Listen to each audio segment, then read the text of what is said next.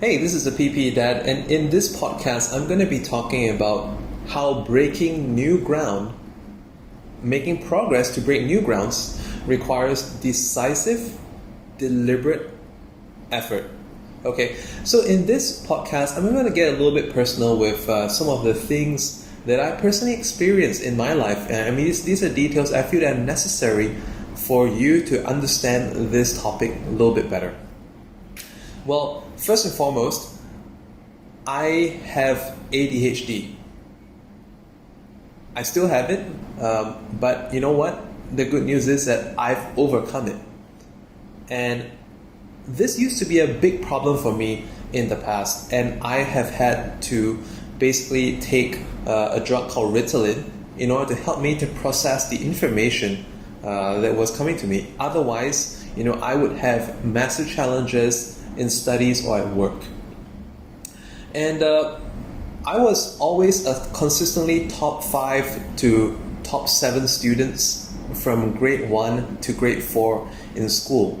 But as I went a little bit older, I mean, let's say by the time I was grade 5 and 6, and at that time, there were various distractions that were coming in, such as, there were the after-school activities, because this was a time when parents gave us a little bit more freedom and we could go out in groups after school.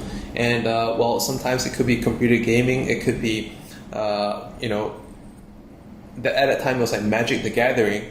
So, we would go for hangout places to play Magic the Gathering cards. And on top of that, it's also about the time that we began puberty as well, and that's when we got interested in the opposite gender as well. So there were all these distractions coming in, and from being previously in the top 5, top 7 in the class, I slumped all the way back to the last third of the class in grade 5.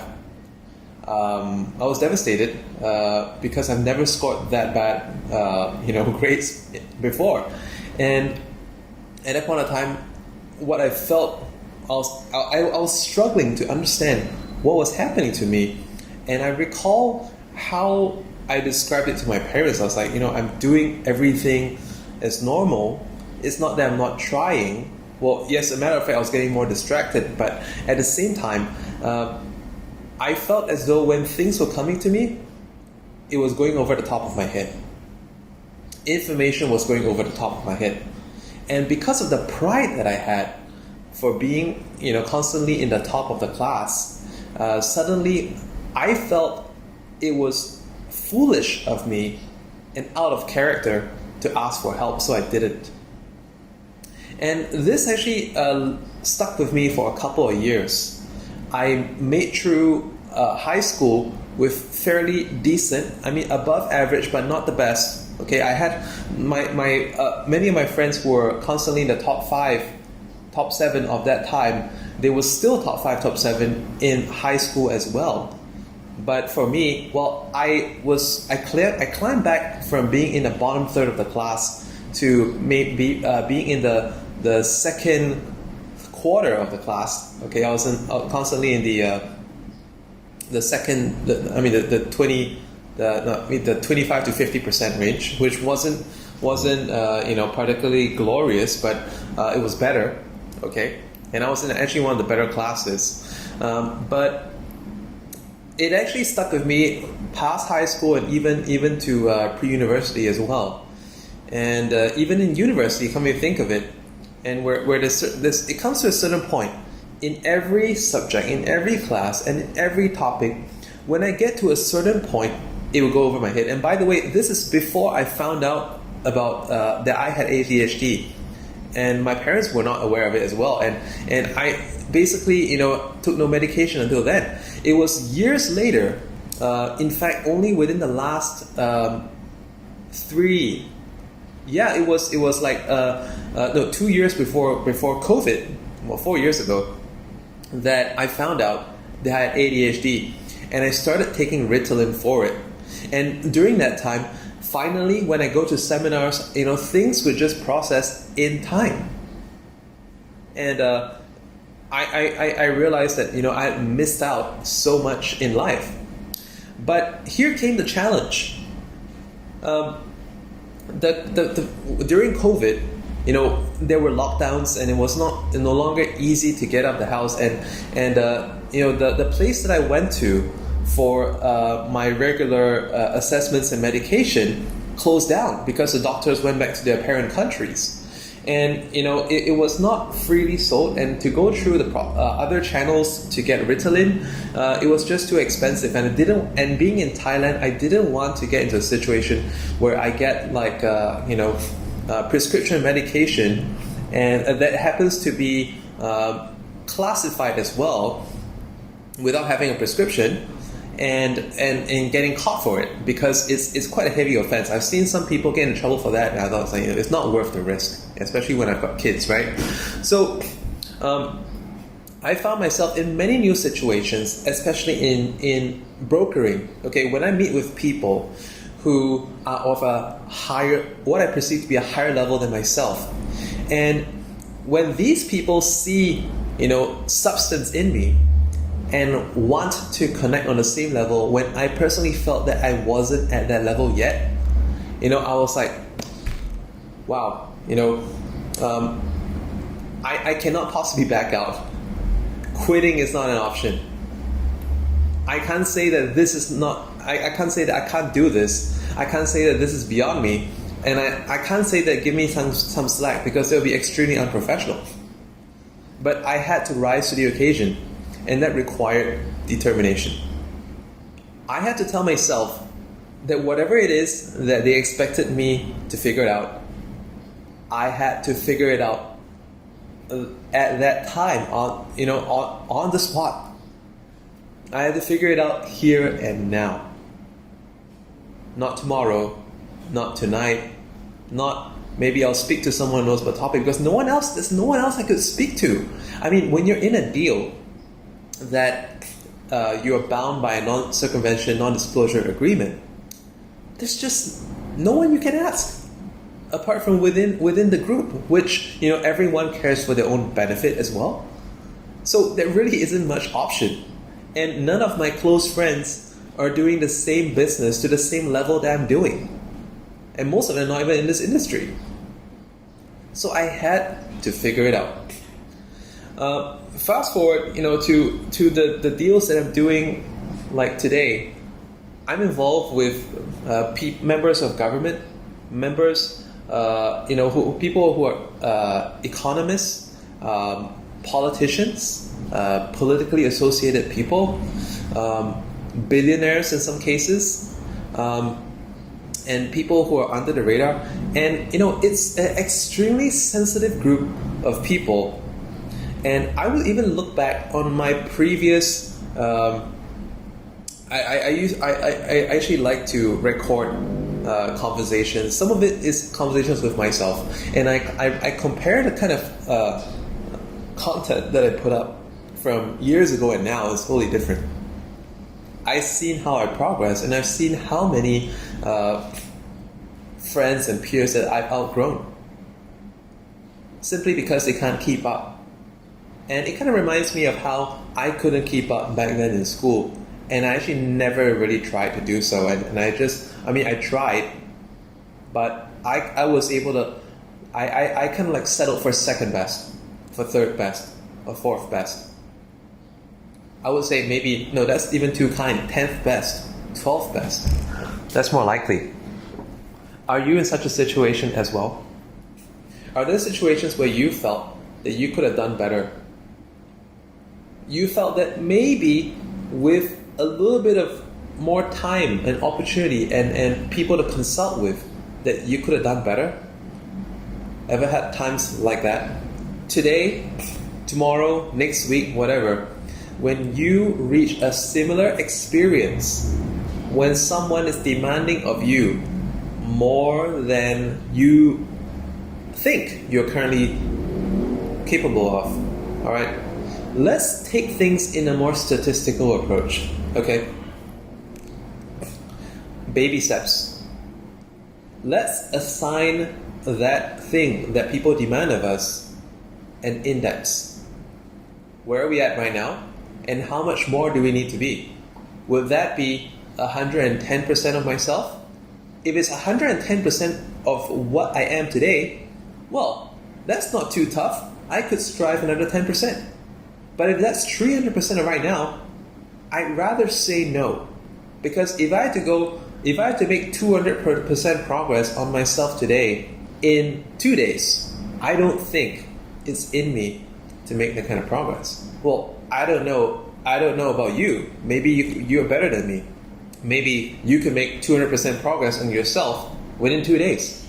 But I know that's a bit beyond me. But I can make 10% progress on me today. And let's say if I have to make 100% progress on what I am today within a month, I just need to make 3%. I just need to be 3% better every single day. I just need to raise my work capability by 3% every single day. I need to be 3% more efficient, 3% brighter, 3% better at processing stuff. And I am pretty sure that within a month from now, I can do a lot of the negotiation simulations in my brain. I can do a lot of the calculation simulations in my brain. I can do a lot of the outcome simulations, logistic simulations, whatever, in my brain. And it's perfectly in me to do it a month from now. Do you get where I'm trying to go? And what's interesting is that, you know what, since COVID, I have not been on Ritalin at all. And yet, I'm able to multitask way better than when I was even on Ritalin in the first place. It's interesting. Well, of course, I still think that, you know, I'm still, I could be better than this. But I look back on what I was back then. I was like, whoa, you know, it's interesting. And just over the weekend, my kids had a little experience at the tennis court. There was an old man that was once on TV for his skill of cutting portraits of people with scissors. He doesn't have to draw them out, but he draws with his scissors. Think about it.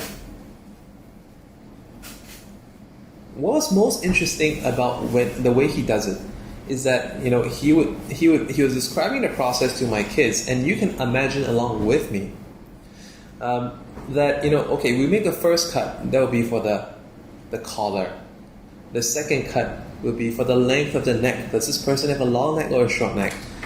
The next cut will be for his jawline. The next cut, could probably a little bit of a circular cut, will be for his chin. What kind of a chin does this person have? The following cut will be for the lips, the lower lip, and then the upper lip, and then the distance between the upper lip and the nose, and then the nose. What kind of a nose shape does this person have? And then what about like eyebrow features? Are the eyebrows long? Are the eyebrows short? Okay. What about the length of the forehead? What kind of a hairstyle does this person have? Is it spiky, wavy? Or are there any other features? Like, let's say, you know, we could even cut an indent to give that person more of to make wrinkles on the forehead before you go to the hair feature. And then we go to the back of the head, and then we go down to where the ears are at. Is the hair covering the ears or not? If so, you know, we make some differences in the cut. And then we go right down to the back of the hair and down to the neck and to the back of the collar again. And with all this planned out inside of his head, totally simulated, when he looks at a piece of paper, he knows exactly how he's going to be cutting that so that the front of the collar match the back of the collar, and it'll go to the back of the neck, and everything is fine. So when I looked at that, I looked at it in amazement. And as he was teaching the kids how to do this cutting exercise, and he told me, and I could see for myself that how this could actually help someone shape their visualization ability. And this helps people process so much quicker and pushes themselves to a higher level. So I was amazed because, you know, the whole family has ADHD pretty much, but yet the kids were able to do this, and I was like, well, it's been quite some time. Let me just add that this is not the first time that the kids were doing this cutting portraits exercise with this old man. But the last time that they did it was months ago, because they haven't seen him around for months. But when they did it, when they were doing these cutting, I saw that they didn't have to pencil it out anymore. They used to, but now they're just doing their head, and it seemed perfectly natural to them. And it's kind of like the amount of progress that I've made in my mental development over the past couple of months or like a year or so. And when I look at my most recent podcast, the recent one that I uploaded with regards to forex trading, like chart patterns and technical analysis on my YouTube channel, you can check out that video as well. And in that video, I said in the recording that, well, maybe I have to speed this video up to make it a little bit more sensible to everyone else. But I realized that, whoa, the rate of speech was way on a different level than, say, videos from a month ago, 2 months ago, which I had to speed up by 6% to 10%. I did not speed up that video at all. That was exactly the rate at which I was speaking. So is that, if you've been watching my channel and you didn't realize that, well, congratulations, because you've also made progress in your development. But if you recognize that, well, I was speaking faster, I was thinking faster, I was making less interjections between my speech. Let me let you on another secret. For the first couple of podcasts that I put out on my channel, I actually had to edit them and cut out the gaps in thinking, where I had to cut out spaces of silence, where I had to cut out the ums and ahs that were actually a little bit annoying even for myself to listen to. And what you saw is really like the finished product. But when I looked at the recent one, and then and if you notice about the speed of speech, that's proof that I made progress. And that's also proof that if you make a conscious effort to process the excess stimulus that you receive on a daily basis when you're doing this PPE trading or you're doing your existing business, maybe you're looking into PPE brokering, that's why you came into my channel, the PPE Dad. Or perhaps you found my blog interesting, ppedad.wordpress.com, and you found these things to be of interest to you, and therefore you want to take a further look into it. And no matter where you're at this point of time, there were some things that you're looking at, you thought, oh, maybe I can't do that, but I'd like to listen more from this guy and see what's required. And along the way, you realize that, whoa, that's progress. Well, you can make the same thing too. Okay, so I gave you an activity today that I want you to give every challenge that you receive from today onward, or let's say from this minute forth. It could be a call from the boss. It could be it could be simply a request from your kids back at home. It could be they're saying like, "Mommy, Daddy, I need some help with homework." And then instead of telling them, "No, I'm not free. I've got a whole bunch of things to figure out," it's like, "I'll be right with you in 90 minutes from now." Or like, "Yes, I'll do it. By today, by this time." And you know what? So make small commitments. Push your comfort zone a little bit every single day. And by pushing your comfort zone, what was difficult yesterday will just be normal today. Think about the time back when you were in grade school, going on to high school. I used to remember when I go from one class to the next, a different teacher has a different style of teaching, a different way of assigning homework. Back in the day, I remember the school that I first attended, they didn't have printers in the school, and they would have to have it done externally. So for the first two grades, grade 1, grade 2, we literally had to write down what was on the board into our exercise books or like, writing pads, whatever you call it. So over time, we noticed the differences between the teachers, and sometimes, there was just so much to take down. And it seemed like a challenge. But months into the program, after the first term of 2.5 months, you start to forget that these differences even exist. I remember when I went from grade school to high school, the desk was so much higher because everyone was supposed to be taller. I remembered how when I sat in the chair and then, everything was so much higher because at that time, I haven't really shot up that much in height yet. And I realized that it was just a little bit uncomfortable for me to put my elbows on the table. But but over a period of weeks and months, totally forgot about it. What I'm trying to tell you today is I want you to take, today is the beginning of a new journey of yourself. 3 months from now, look back to today, you're not, it's going to be interesting. I want you to actually come back, check out this audio. I mean, just maybe today, listen to it a couple of times. Once you know what you need to do, then do it. Forget about that this ever happened, but set the time in your calendar to come back and check 3 months from now or a month from now. And how have you progressed? And I want you to come back and comment down beneath this video how you've improved. I want you to comment about how much more you're able to do.